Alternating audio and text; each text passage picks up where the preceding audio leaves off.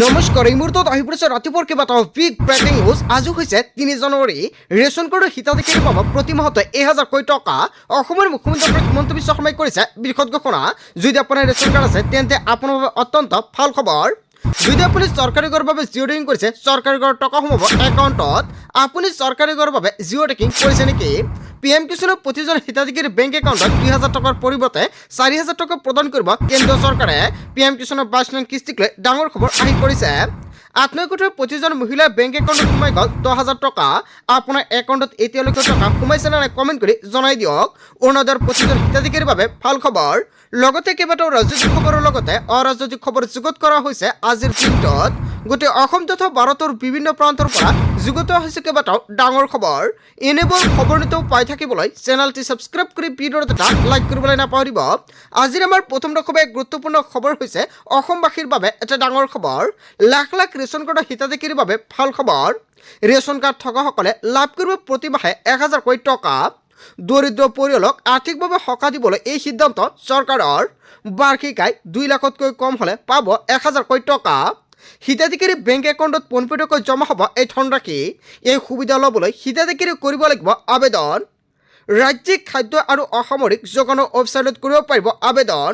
আবেদন কৰিবলৈ কি কি নথিপত্ৰৰ প্ৰয়োজন হ'ব আপোনাৰ? প্ৰয়োজন হ'ব ৰেচন কাৰ্ড, আধাৰ কাৰ্ড, বেংক পাছবুক। কেৱল এয়াই নহয়, আৰু প্ৰমাণপত্ৰ, বাসস্থানৰ প্ৰমাণপত্ৰ আৰু মোবাইল নম্বৰ। হিতাধিকাৰীৰ বাবে ই-KYC বাধ্যতামূলক কৰিছে চৰকাৰে। কেন্দ্ৰীয় চৰকাৰে ৰেচন কাৰ্ডৰ হিতাধিকাৰীৰ বাবে কৰিলে বৃহৎ ঘোষণা। যদি আপোনাৰ ৰেচন কাৰ্ড আছে তেন্তে আপোনাৰ বাবে অত্যন্ত ভাল খবৰ। লাখ লাখ ৰেচন কাৰ্ডৰ হিতাধিকাৰীৰ বাবে এটা ডাঙৰ খবৰ আহি পৰিছে। যদি আপোনাৰ ৰেচন কাৰ্ড নাই, নতুনকৈ ৰেচন কাৰ্ডৰ বাবে কৰিব পাৰিব আবেদন। যিসকলে ৰেচন কাৰ্ড আছে কেনেকৈ ১,০০০ টকাৰ বাবে আবেদন কৰিব, যদি আপোনালোকৰ ভিডিঅ'লৈকে কমেণ্ট কৰি জনাই দিয়ক। নিশ্চয় নেক্সট ভিডিঅ'ত সম্পূৰ্ণকৈ ষ্টেপ বাই ষ্টেপ দেখুৱাই দিম। আৰু আজিৰ ভিডিঅ'টো যিমান পাৰে সকলোৱে বেছিকৈ শ্বেয়াৰ কৰি দিব।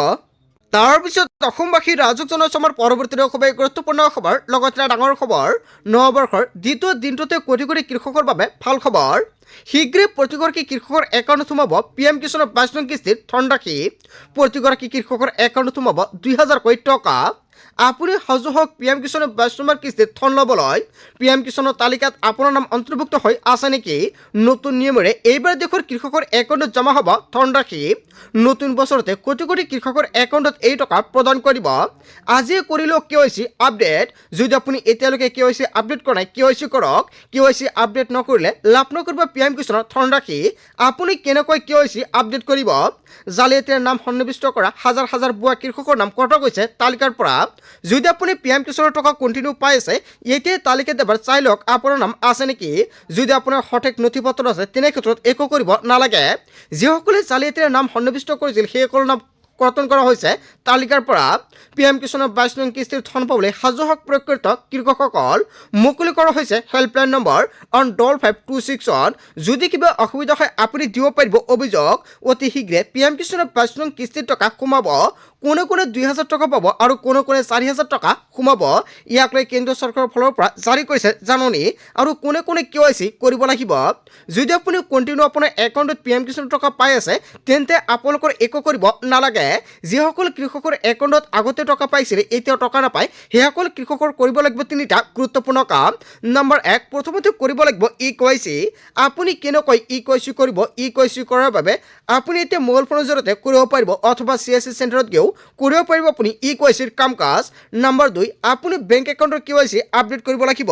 আৰু বেংকত গৈ KYC ফৰ্ম এটা জমা দিলে KYC আপডেট হৈ যাব। আৰু যিসকলে একেবাৰে টকা নাপায় সেইসকলে আন এটা গুৰুত্বপূৰ্ণ কাম কৰিব লাগিব। আপোনাৰ লেণ্ড ছেডিং, মাটিৰ নথিপত্ৰ সকলোখিনি কাৰেক্ট হৈ আছে নে নাই আপুনি এতিয়াই চেক কৰক। যদি ৩টা ইয়েছ হৈ আছে তেনে ক্ষেত্ৰত একো কৰিব নালাগে। যেতিয়াই চৰকাৰে PM কিষাণৰ টকা প্ৰদান কৰিব লগে লগে একাউণ্টত সোমাই যাব। নতুন বছৰতে জানুৱাৰী মাহৰ ভিতৰতে PM কিষাণৰ ২২ নং কিস্তিৰ তাৰিখ ঘোষণা কৰিব পাৰে। ইয়াক লৈ কেন্দ্ৰীয় চৰকাৰৰ ফালৰ পৰা জাৰি কৰিছে জাননী। আজিৰ ভিডিঅ'ত যিমান পাৰে সকলোৱে বেছিকৈ শ্বেয়াৰ কৰি দিব। তাৰপিছত অসমবাসী ৰাজুক জনাইছো আমাৰ পৰৱৰ্তী অসমৰ গুৰুত্বপূৰ্ণ খবৰ লগতে ডাঙৰ খবৰ নৱবৰ্ষত ৰাজ্যবাসীলৈ 21টা উপহাৰ দিলে অসমৰ মুখ্যমন্ত্ৰী ডক্টৰ হিমন্ত বিশ্ব শৰ্মাই 40 লাখ মহিলাৰ পৰা আৰম্ভ কৰি 2 লাখ নিযুক্তিলৈ ভাল খবৰ দিছে মুখ্যমন্ত্ৰীয়ে 40 লাখৰো অধিক অৰুণোদয় লাভ কৰিব মহিলাসকল হয় মহিলাসকলৰ বাবে এটা ডাঙৰ উপহাৰ প্ৰদান কৰিব 40 লাখৰো অধিক অৰুণোদয় লাভ কৰা মহিলালৈ ডাঙৰ উপহাৰ অৰুণোদয়ৰ হিতাধিকাৰী একাউণ্টত একেলগে পাব 8,000 কোটি টকা ফেব্ৰুৱাৰীৰ 20 তাৰিখে বেংক একাউণ্টত সোমাব এই ধনৰাশি অৰুণোদয়ৰ তালিকাত নাম থাকিলে আপোনাৰ বাবে অত্যন্ত ভাল খবৰ 4 মাহৰ অৰুণোদয়ৰ লগতে 3,000 কোটি টকা অতিৰিক্ত দিব চৰকাৰে জানুৱাৰী ফেব্ৰুৱাৰী মাৰ্চ আৰু এপ্ৰিল এই 4 মাহৰ টকা চৰকাৰে একেলগে প্ৰদান কৰিব আপোনাৰ বেংক একাউণ্টত মুঠ 5,000 টকা হ'ব 4 মাহৰ আৰু 3,000 টকা চৰকাৰে বিহুৰ বনাছ হিচাপে প্ৰদান কৰিব কেৱল এয়াই নহয় বৃদ্ধি পেঞ্চন 250 টকাৰ পৰা 400 টকালৈকে বৃদ্ধি কৰিছে ৰাজ্যত প্ৰযোজ্য হ'ল অষ্টম দৰমহা আয়োগ চলিত বৰ্ষত 2 লাখ পদত নিযুক্তি ঘোষণা ফেব্ৰুৱাৰী মাহৰ পৰা ছাত্ৰৰ বাবে বাবু আঁচনি প্ৰতিজন পোষ্ট গ্ৰেজুৱেট ছাত্ৰই লাভ কৰিব মাহিলী 2,000 কোটি টকা গ্ৰেজুৱেট ছাত্ৰই লাভ কৰিব মাহিলী 1,000 কোটি টকা 4 লাখ টকাৰ উপাৰ্জনৰ কম পৰিয়ালে লাভ কৰিব এই ধনৰাশি নৱবৰ্ষৰ প্ৰথম দিনটোতে ছাত্ৰলৈ এই আঁচনি ঘোষণা কৰিছে চৰকাৰে অসমৰ মুখ্যমন্ত্ৰী ডক্টৰ হিমন্ত বিশ্ব শৰ্মাই নতুন বছৰতে কেইবাটাও আঁচনিৰ কথা উল্লেখ কৰিছে তাৰপিছত অসমবাসী ৰাজুক জনাইছো আমাৰ পৰৱৰ্তী অসমৰ গুৰুত্বপূৰ্ণ খবৰ লগতে ডাঙৰ খবৰ 2026 নিৰ্বাচনৰ পূৰ্বে বিপদত পৰিব পাৰে বিজেপি নৱবৰ্ষৰ দ্বিতীয় দিনতে ৰাজ্যত বিজেপিৰ বিৰুদ্ধে ভয়ংকৰ হুংকাৰ ৰাজ্যৰ গাঁৱে গাঁৱে আৰম্ভ হ'ব বিজেপি হটাও অভিযান বিজেপিৰ বিৰুদ্ধে গৰ্জন ৰাজ্যৰ জাতীয় সংগঠনৰ জনজাতীয়কৰণৰ পৰা বঞ্চিত কৰাৰ বাবে বিজেপিৰ বিৰুদ্ধে হুংকাৰ বিজেপিৰ বিৰুদ্ধে গৰ্জি উঠিছে আক্ৰাচুৱে সংবাদমেল সম্বোধন কৰি কেইবাটাও বিস্ফোৰক মন্তব্য কৰিছে আক্ৰাচুৱে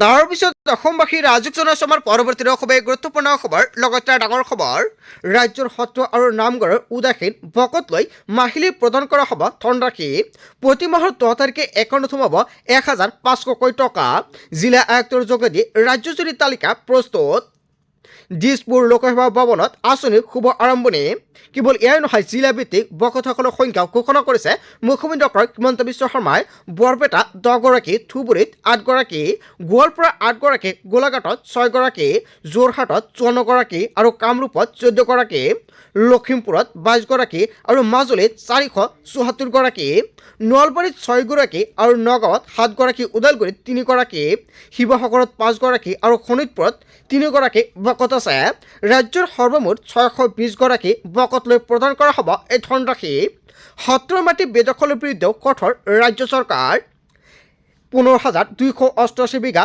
মাটি সত্ৰৰ মাটি এতিয়া বেদখলৰ কবলত অতি শীঘ্ৰেই কৰা হ'ব উচ্ছেদ অসমৰ মুখ্যমন্ত্ৰী ডক্টৰ হিমন্ত বিশ্ব শৰ্মাই এনেকুৱাকৈ কেইবাটাও বৃহৎ মন্তব্য কৰিছে তাৰপিছত অসমবাসী ৰাজুক জনাইছো আমাৰ পৰৱৰ্তী অসমৰ গুৰুত্বপূৰ্ণ খবৰ লগতে ডাঙৰ খবৰ খিলঞ্জীয়া মুছলমানক লৈ মুখ্যমন্ত্ৰী ডক্টৰ হিমন্ত বিশ্ব শৰ্মাৰ বৃহৎ আহ্বান পহিলা জানুৱাৰীতে খিলঞ্জীয়া মুছলমানক মুখ্যমন্ত্ৰী ডক্টৰ হিমন্ত বিশ্ব শৰ্মাৰ অনুৰোধ হিন্দু প্ৰধান অঞ্চলত গো মাংসৰ ব্যৱসায় বন্ধ কৰক ঈদৰ সময়ত 18 পৰা 20,000 গো নিধন কৰে হিন্দুৱে বেয়া পায় আৰু হিন্দু প্ৰধান অঞ্চলত লাভ জাহাজ বন্ধ কৰক এই ক্ষেত্ৰত সৰব খিলঞ্জীয়া মুছলমানসকল ধুবুৰী বৰপেটা গোৱালপাৰাত আমি এতিয়াও মাইনৰিটি আৰু এনে কাৰ্য বন্ধ হ'লেহে হিন্দুসকলে সাহস পাব খিলঞ্জীয়া মুছলমান সজাগ হ'লেহে সম অধিকাৰ পাব সকলোৱে ধৰ্মীয় মেৰু বান্ধিবলৈ খিলঞ্জীয়া মুছলমানে সহায় কৰিব লাগিব নহ'লে অসমখন কেতিয়াও শান্তি নহ'ব খিলঞ্জীয়া মুছলমানক লৈ মুখ্যমন্ত্ৰী ডক্টৰ হিমন্ত বিশ্ব শৰ্মাৰ বৃহৎ আহ্বান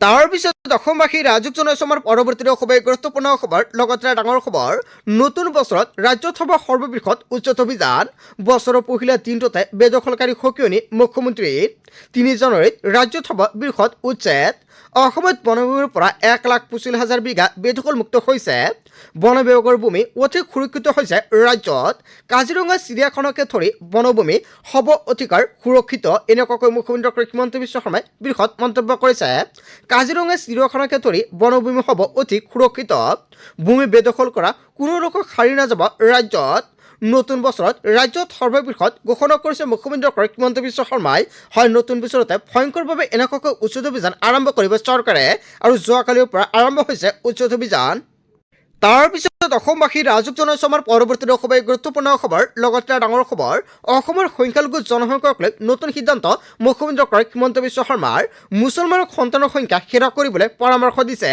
কেৱল এয়াই নহয় এটা সন্তানতে সীমাবদ্ধ নাথাকিব হিন্দু পিতৃ মাতৃসকল পাৰিলে দুটা বা তিনিটা সন্তান জন্ম দিয়ক হিন্দুসকলে অসমৰ মুখ্যমন্ত্ৰী হিমন্ত বিশ্ব শৰ্মাই হিন্দুসকলক লৈ কেইবাটাও বৃহৎ মন্তব্য কৰিছে লগতে মুছলমানক লৈও বৃহৎ মন্তব্য কৰিছে মুছলমানক সন্তান হ্ৰাস কৰিবলৈ পৰামৰ্শ দিলে মুখ্যমন্ত্ৰীয়ে হাতৰ পৰা আঁতৰ পৰিৱৰ্তে সন্তানৰ সংখ্যা হ্ৰাস কৰিবলৈ আহ্বান মুখ্যমন্ত্ৰী হিমন্ত বিশ্ব শৰ্মাৰ সংখ্যালঘু অঞ্চলত জনসংখ্যা বৃদ্ধিক লৈ মন্তব্য কৰিছে মুখ্যমন্ত্ৰী হিমন্ত বিশ্ব শৰ্মাই তাৰ পিছত অসমবাসী ৰাজুক জনাইছো আমাৰ পৰৱৰ্তী অসমৰ গুৰুত্বপূৰ্ণ খবৰ লগতে ডাঙৰ খবৰ 1250 টকা নহয় প্ৰতিগৰাকী মহিলাই পাব মাহেকত 3000কৈ টকা কংগ্ৰেছ চৰকাৰ আহিলেই মহিলাক 3000কৈ টকা দিয়াৰ ঘোষণা কৰিছে চৰকাৰে 26ত গৌৰৱ গগৈৰ নেতৃত্বত কংগ্ৰেছে গঠন কৰিব চৰকাৰ হয় কংগ্ৰেছ চৰকাৰ আহিলে গৌৰৱ গগৈৰ নেতৃত্বত 3000কৈ টকা প্ৰদান কৰা হ'ব 26ৰ নিৰ্বাচনৰ পূৰ্বে মহিলাক প্ৰবলন কংগ্ৰেছৰ মিয়া বাখাতে বাখন্দি মন্তব্য কৰিছে বিধায়ক নুৰুল হুদাৰ